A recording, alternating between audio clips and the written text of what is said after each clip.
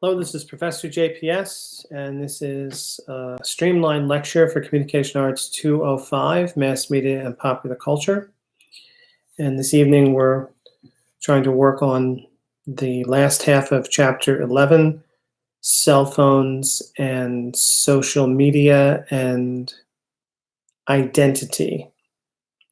In the last lecture, we discussed the first part of this chapter, wherein we were discussing various aspects of social media and the ubiquity and power of the internet and cellular telephone use in the past decade or so, and its possible effects on the uses of users of mass media and social media, and how it is that that's affecting people's sense of themselves and the possibility of identity.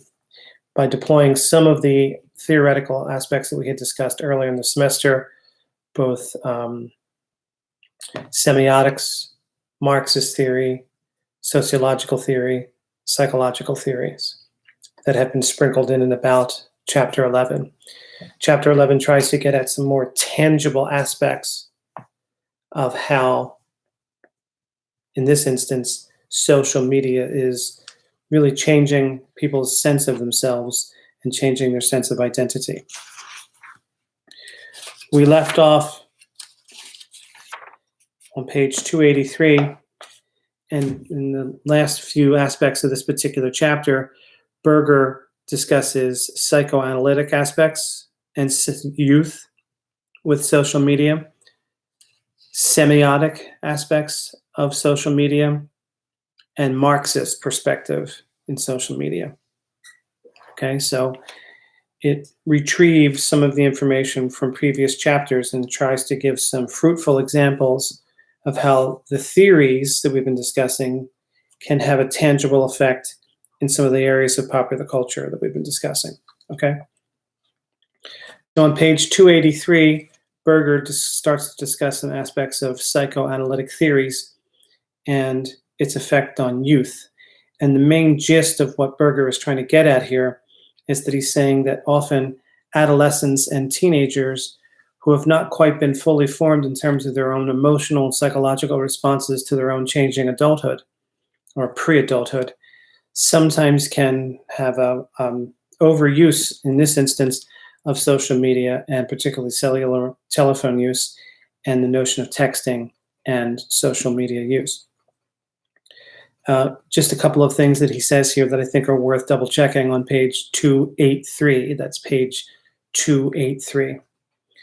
I have suggested that there is a strong relationship between computers, cell phones, and the social media, and that the social media may have a rather powerful impact on our psyches. We may ask ourselves, why do people spend so much time with their computers and cell phones, texting one another, and sending texts to social media sites?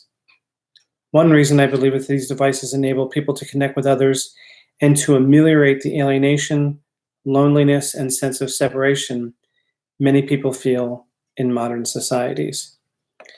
I think what Berger is getting at there is that even though that there's a pervasiveness with the use of electronic devices, cellular telephones, computers, and tablets and the like, and the sense of identity that is created online does give people a sense of speeding up their own lives, so to speak, or feeling like they're not being left out.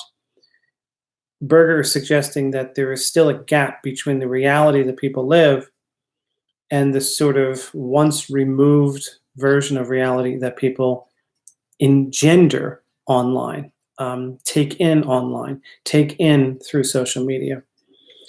And he says that there's perhaps a collective narcissism, a collective perhaps fooling of oneself that they're both alone yet connected somehow. And he goes on to point out that this is particularly strong for adolescents and young adults. They have a need for affiliation, who suffer from anxiety about what they are to become, and often feel alienated, estranged from their parents, other members of their families, and perhaps society itself. I asked one young woman I saw at my gym who had both an iPhone and an iPod about her texting, and she said, "I don't text as much as some of my friends," she said. I only send about 40 text messages a day, mostly to 4 of my friends. It would seem that sending text messages allows her to maintain adequate contact with her friends. I can recall seeing articles that found that some young people send and exchange 100 text messages each day, around 3,000 messages a month. What is driving this behavior? For an answer, let us consider the idea of two writers, one a novelist and one a leading psychoanalytic thinker. And the novelist and the psychoanalytic thinker on pages 283 and 284 say in a handful of different ways that it's the behavior has to do with the idea of what you guys understand as FOMO, or fear of missing out. And also the more subtle idea that young people have not actually caught up to their own identity yet. And they're trying to figure out their own identity as they move from middle school to high school to college, or college age with adult responsibilities. And along that journey, the cellular telephone and social media has given them a kind of armor to protect themselves from the feelings of alienation and growing up and wanting to be with members of the opposite sex or perhaps the same sex. The ideas of just maturing. And this device and this ability to consistently check in with the world digitally is a changing way in terms of how people grow up. And that's essentially what they're getting at here over the 2 pages. Over on page 285, they're discussing a theorist called Erik Erikson. According to Erikson, we all face these crises and must find a way to resolve them successfully as we move from infancy to old age. His discussion of the crises that adolescents face, identity and role confusion, is particularly interesting. At this stage, Erikson explains, young people are disturbed by their inability to settle upon an occupation and temporarily over-identify to the point of an apparent complete loss of identity with the heroes of cliques and crowds. Thus, countless text messages young people send one another have a deeper and more significant meaning than we may imagine, for they can be seen, among other things, as attempt at self-definition. Now, you guys are smart people, you're young people, you're going through this journey too, and you're really about the second generation-ish who have taken social media and text messaging, as a matter of course, it's almost second nature to you. You've grown up this way. But that doesn't make this man's point any less significant in terms of the ideas about what it is that people get out of utilizing text messaging on such a grand level and social media to help define oneself. Now, this is part of when we would have a conversation about this in class, and I would ask students, what is on their Facebook page? What is their picture like? What are they trying to do? Who are they trying to attract? What their Instagram is like? What was the last thing you did on Instagram? Why is it important to you? This kind of stuff.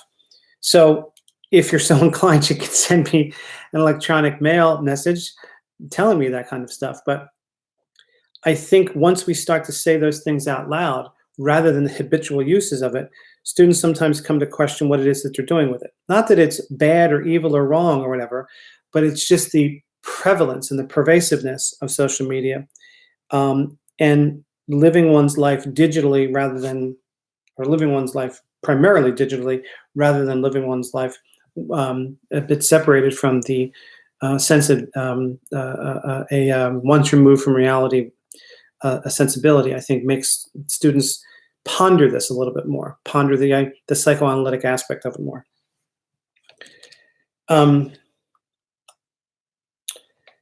Now, some of the references here are a little bit already old, but it's kind of cute. He says, young girls become fans of Madonna or Lady Gaga or cute guy vampire actors or whomever, and young boys who idolize football and other sports stars and other kinds of heroic figures too.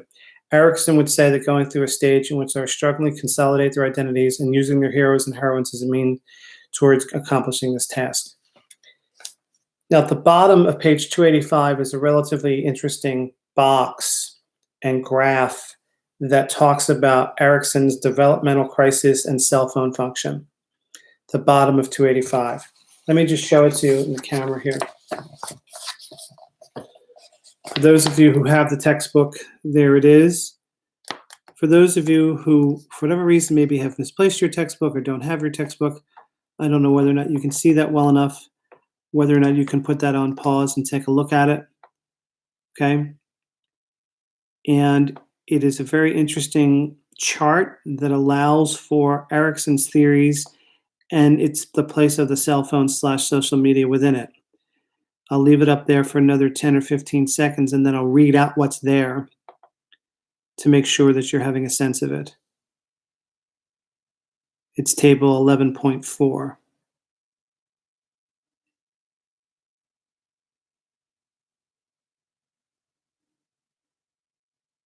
Okay, let me take a look.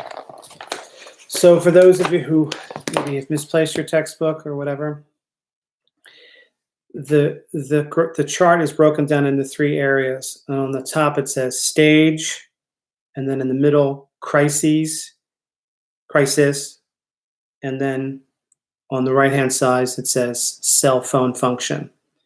So stage, crisis, cell phone function. And under stage, it is childhood. Under childhood is school. Under school is adolescence. Under adolescence is young adult. And under young adult is adult. And under adult is maturity. So those are the stages: childhood, school, adolescence, young adult, adult, and maturity. And under the box in the middle that says crisis is this. Next to childhood is initiative / guilt. Initiative / guilt. Next to school and under crisis or under initiative is industry / inferiority.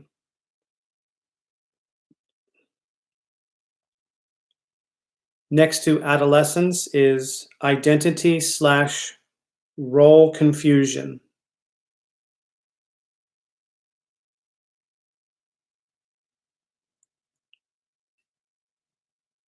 Next to young adult is intimacy / isolation.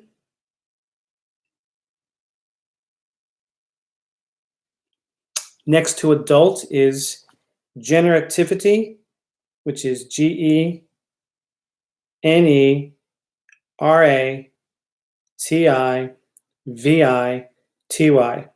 generativity / stagnation. And next to maturity is ego integrity / despair. And in the third part, underneath the third part, cell phone function, next to childhood, initiative, guilt is family integration, play. Family integration, play. Family integration, play. Next to school and industry inferiority is socialization, schoolwork skills. Socialization, schoolwork skills. Next to adolescence and identity, role, and confusion are peer group bonding, schoolwork, romance. Peer group bonding, schoolwork, romance. Next to young adult and intimacy isolation is love, career, initiation. Love, career, initiation. Next to adult and generativity and stagnation is career and community. Career and community. Career and community. And next to maturity, ego, integrity, despair is contact community. Contact community. Okay? So I know that was a bit long-winded, a long way to go, but I just wanted people to have a sense if they don't have their textbook handy or if it's not nearby.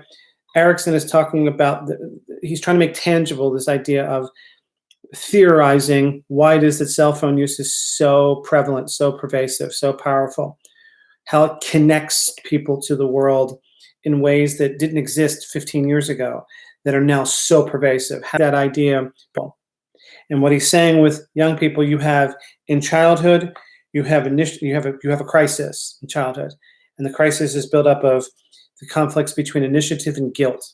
Okay, and then a cell phone function has to do with perhaps family integration or play. Sometimes children use cell phones to play. In school, the crisis is industry inferiority, right? Whether or not you're working hard enough or whether you're good enough. And then the cell phone functions as a kind of socialization with schoolwork skills. Okay, the idea that you're somebody in 7th or 8th grade because you have a phone. As a daughter of a 12-year-old, she didn't get a phone until she finished 5th grade, and now she feels like she's part of the crowd because she has a phone, and it's part of socialization, texting, and so forth. With adolescents, there's identity and role confusion. There's not one person in America who's gone through the American middle school and high school system that has felt completely happy with themselves, no matter who they are, right? Whether they're the most fabulous, cool dude or beautiful gal or smartest person or the best athlete, everybody has identity and role confusion in high school. It's part of growing up, right? The cell phone is part of peer bonding and schoolwork and indeed romance, okay? That's a function of it. Young adult, crisis, intimacy, isolation, that continues. Cell phone function, love, career, initiation. It's part of its use. Adulthood, generativity or stagnation. Are you moving or are you stagnating? There's a crisis there. And career and community is part of the utilization of cell phone. And maturity, a mature adult. Ego integrity, being someone who's set with their own ego, not too much, not too bad. Or despair, somebody who's in great despair. And a cell phone provides contact and community. This is just a base level, basic idea that Mr. Erickson has come up with to kind of give a location and chart the notion of the ubiquity of cell phone use and how powerful it is, particularly with young people. Okay. Over on 286, they continue talking about some of the perhaps problematic uses of cell phone or the dependency upon a cell phone. They talk about Sherry Turkle, who's someone who was interviewed on a national public radio show, and she talks about why teens prefer texting to speaking on telephones. When Turkle asked teens and adults why they prefer text messaging over face-to-face conversations, they responded that when you're face-to-face, you cannot control what you're going to say, and you don't know how long it's going to take you to take or where it'll go. But Turkle believes that these perceived weaknesses of conversation are actually conversation strengths. Face-to-face interaction teaches skills of negotiation, of reading each other's emotion, of having to face the complexity of confrontation, dealing with complex emotion. Turkle says she thinks people who feel they're too busy to have conversations in person are not making important emotional connections they otherwise would. All this leads to Turkle's theory that it's possible to be in constant digital communication and yet still feel very much alone. Now, I'm not so sure how you guys feel about this, but it's really clear that texting is much easier than speaking. I mean, I can barely reach you guys on the phone if I have to call you. Never answer the phone. Some of you, I have some of your phone numbers and I've texted in the past. You're a whole generation that makes it easier to text than to actually deal with people in real life. And that, I don't mean to be cantankerous old fart shields talking about that.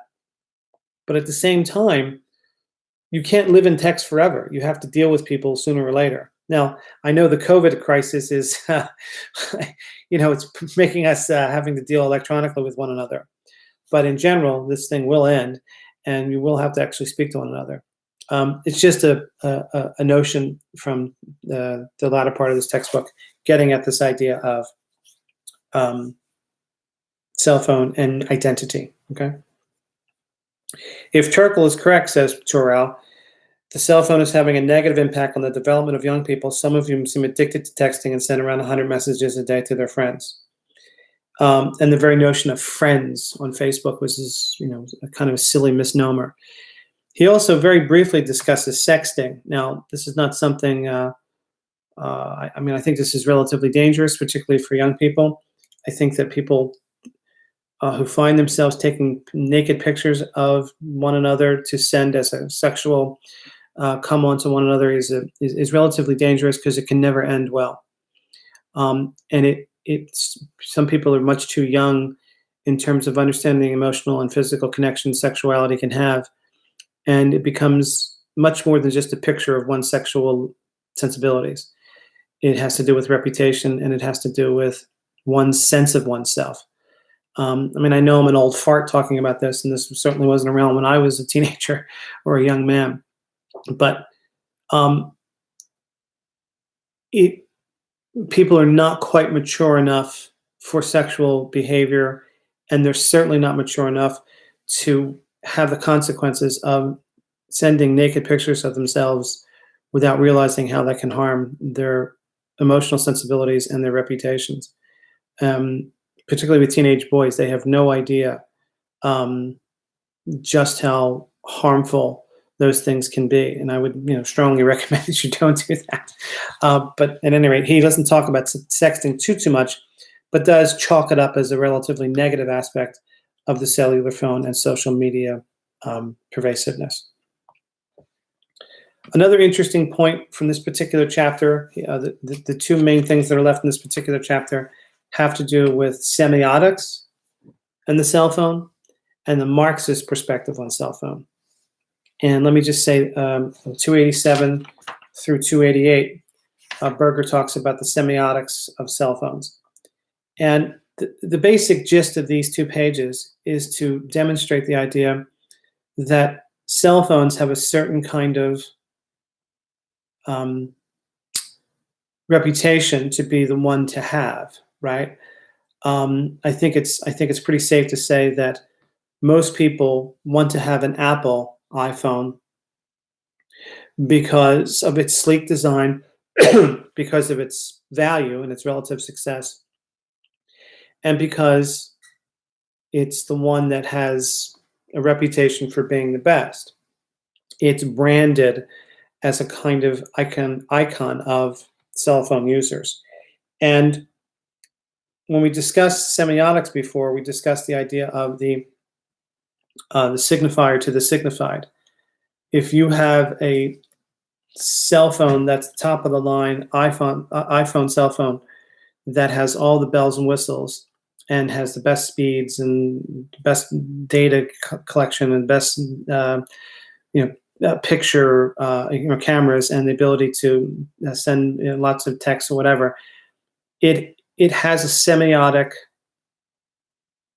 It has a signifier that's very, very powerful, and the signified is that you're cool. You're the one with the status. You're the one who can afford it. You're the one who's cool, as opposed to maybe Android. Maybe Androids are just a little less valuable, a little less cool, in terms of what people want to utilize, even though how Androids work. This might be something you might think about in terms of your own class presentations, which are coming up soon. Okay. The Android doesn't have as much panache as the iPhone. Okay, and on page 288, they talk a little bit about that.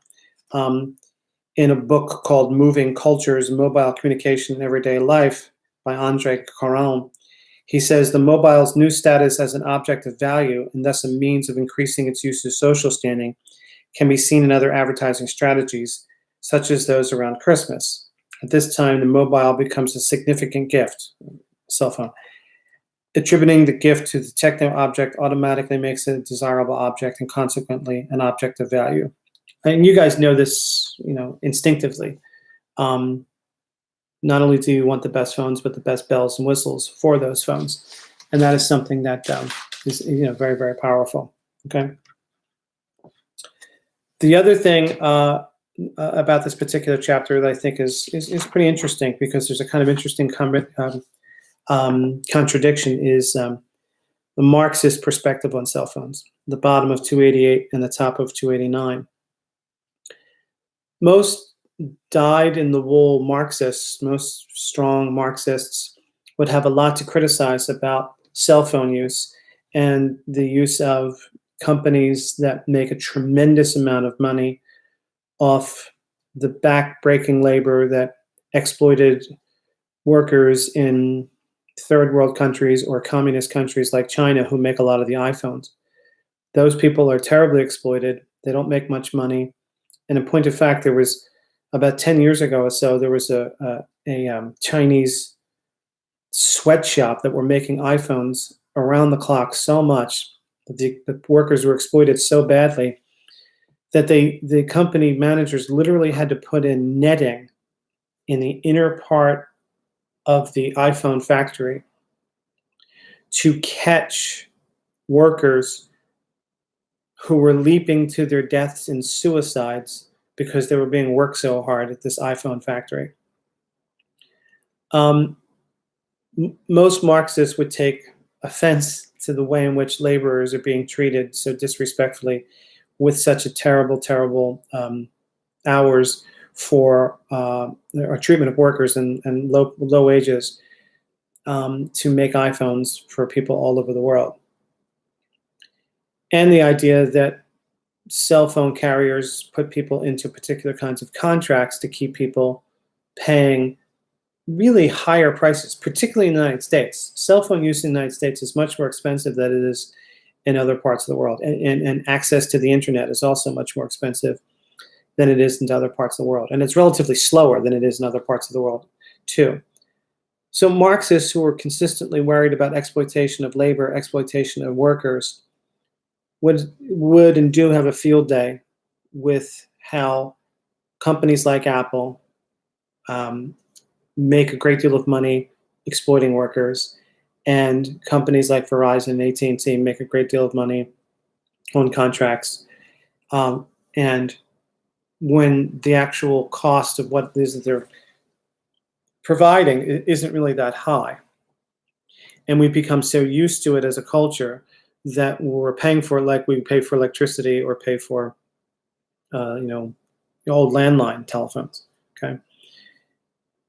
But as Berger points out, the ability of masses of working people or people who are in third world countries or people who are being exploited, sometimes cell phone usage and textual message uses has helped spawn semi-revolutionary movements in some poorer countries. So Marxists would really find that very intriguing, that quick, able, and clear communication helped poorer people organize very quickly through social media, through texting, and through cell phone usage.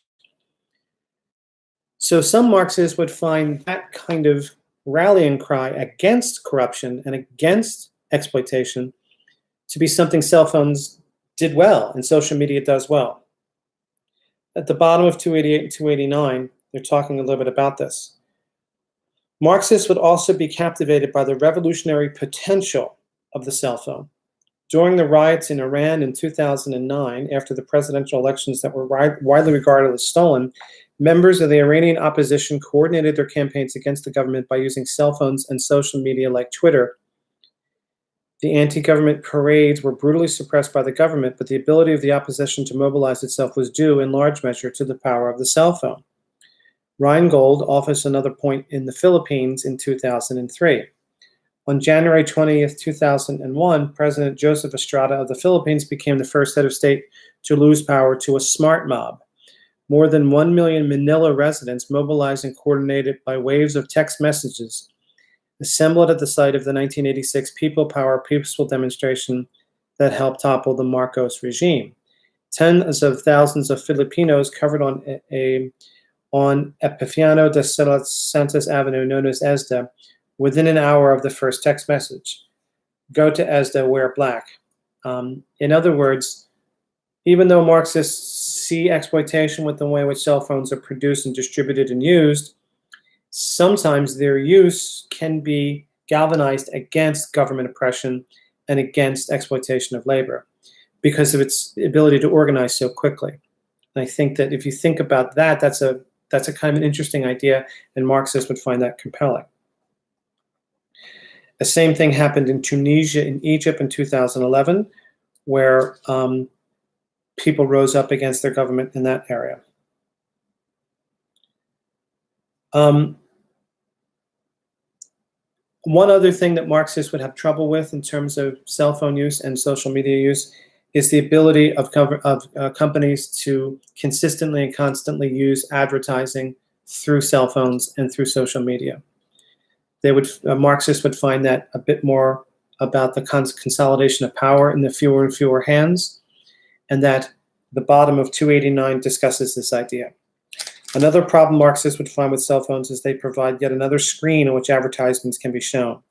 To the extent that advertising helps capitalist societies maintain themselves, cell phones can play an important role in spreading false consciousness and generating the consumer cultures that help neutralize the revolutionary appeal of the working classes.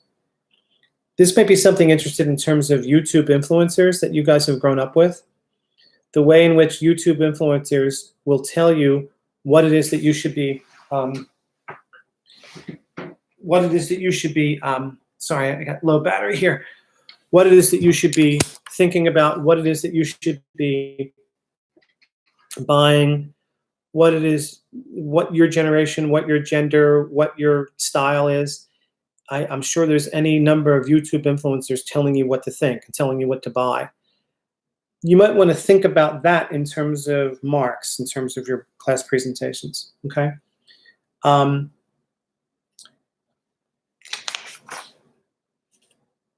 Cell phones and the social media represent a major transformation in the way societies function.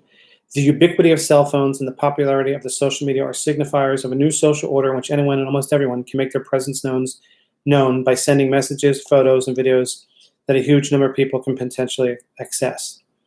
This has had the effect of breaking the monopoly of sending messages in the mass media that was held by traditional media such as radio, television, magazines, and newspapers. The popularity of cell phones and social media can also be seen as a signifier of the loneliness, alienation, and sense of separation that modern societies generate. Our use of cell phones and social media represents, quote, escape attempts, end quote, in which we try to achieve a kind of electronic togetherness or virtual community. What the long-term consequences of the new media in American society and societies ever will be for the new media are now global in nature is hard to say, is the way in which this particular chapter ends, okay? So that's it for this evening in terms of this particular chapter. Your class presentations are coming up. I think I sent out an email in the last class, and I'll send another email after this particular video. We have some time to do review. In the next lecture, I think I'll be doing some review and some indications of what I think are pretty good ideas for your next class presentations. Now, I've only heard from one student in terms of when he thinks he wants to go in this class presentation. For the record, it was Marco. Thank you, Marco. And you guys did a pretty decent job last time sending me the link and so forth on YouTube, and I tried to get the information back to you as quickly as possible. So I will send some information along in an email in a few minutes. And all we have left now are some review lectures, class presentations, and then the final exam, okay? Let me say another thing. It's real important, guys, that you pre-register for classes for the fall semester or perhaps summer semester. All the summer classes are going to be held online, okay? I don't know whether we're going to be back in the classroom in the fall. I hope so. I just don't know. I don't think anybody quite knows yet. So get used to this. And some classes for the summer have already been canceled because some of them are not too easy to do online. So if you happen to look online on our website to see what courses are available for the summertime, and you're thinking, oh, yeah, I'll just take that in the summer, you should double check right now, whether it's one of my classes or a math class or whatever. They all have to be done through Blackboard. fact, I have to learn Blackboard. I've never even done Blackboard. And I don't know whether we're going to be in the classroom in the fall. I hope so. I would think we would, but I really don't know. I mean, I don't think we know yet because this COVID-19 is really dangerous. And whether it's still spreading, I don't know. Still, you will need college credits, whether it's all online or not. So please email me. Look into what classes you think you want to take or what classes you think you need to take. Now, a lot of you guys may be nearing graduation. I'm not sure because you're in the 200 level class, but some of you I don't know that well, because some of you are new to me. I'd be happy to go through with you either in a regular phone call or on email, or perhaps we could do Zoom. I'm not sure. I mean, I've done Zoom a little bit, but it breaks up half the time. I'm better on the telephone, but I'll need help from you because I don't have the ability to just go to the office and have the student workers pull up your transcripts. I mean, you can pull up your transcripts and you can pull up your degree evaluations and maybe send me a screenshot of them or something like that. But we have to kind of work together to try to make sure that you're getting the classes you need, whether they're all online or not, for the fall semester. And it's real important that we do that, right? Two things could happen. Not enough people could enroll and classes will be canceled for lack of enrollment, or a bunch of other students could be coming from UConn and WestConn and Central Connecticut State University, and their parents may be saying, no, the economy's no good, you got to go to NCC, it's much cheaper. If you want to take your intro to mass comm class or your math 136, you're not taking it at UConn. You're gonna do a semester at least at NCC. So it could be slightly more crowded. I really don't know. But what you guys have to get used to doing is really making sure that you're paying attention to the emails that all your professors are giving to you. I hope they are. And being used to the home space as your workspace and not just Instagram space and not just, Grand Theft Auto space or whatever. Like you really have to go through your emails. Now, a number of my students are doing well doing this, but some of you guys are just ghosting me. And I know, I understand it's really unprecedented times. Believe me, I know. But you know me, I'll get back to you. You know what I mean? You just got to reply. You got to ask questions. You got to be present. I mean, that's what you got to be. We're all in this together, okay? And if people don't sign up, they're going to cancel classes, and then you'll think, well, what happened? Why did that happen? Because not enough people signed up, okay? So this is a lecture that would have been for tomorrow, April 22nd. I think it's April 22nd now. It's 12:30 at night. And this is for Communication Arts 205. And I will be in touch via email in just a couple minutes in terms of where we are. And stay safe, okay? Stay safe. And for the record, I miss you guys. I miss kidding around the classroom. I miss talking with you guys. I miss seeing how you're doing. And you just please make sure that you're doing the work that you need to be doing, okay? All right. Have a good evening.